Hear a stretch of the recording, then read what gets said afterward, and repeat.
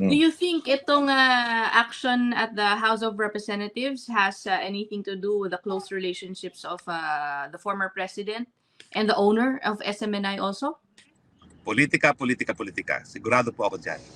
Okay? Naku, yan. At sigurado po ako dyan. Hindi mo po malilihis sa issue ng politika talaga ang kapalaran um, ng SMNI. Pero meron po tayong mga malayang mga hukuman na alam po kung anong batas. At sabi ko nga po, no, hindi po humihingi ng pribilehiyo ang SMNI dahil siya ay merong prangkisa. Kung meron pong institusyon na magre-review kung dapat i-revoke yan po ang National Telecommunication Commission. Yan po ay ang NCRTB, yung ating Board of Censors, no, na dapat paglalagay ng classification dahil ang censorship na po ay pinagbabawal lang sa ligang batas. Pwede lang silang mag-classify at hindi po pwedeng mag-censor. At dahil doon sa kaso nga po ng Iglesia ni Cristo versus sa Court of Appeals, kung talagang merong idea na hindi katagam-tagap, kinakailangan ang sagot dyan ay labanan niya ng idea na yan sa pamamagitan ng iba pang ideya.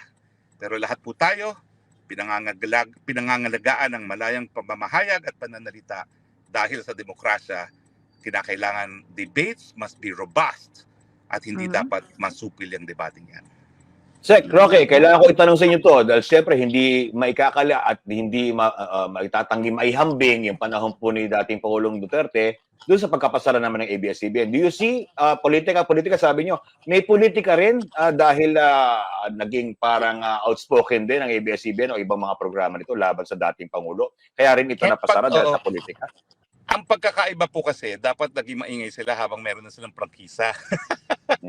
Hindi yung papasunay yung kanilang prangkisa.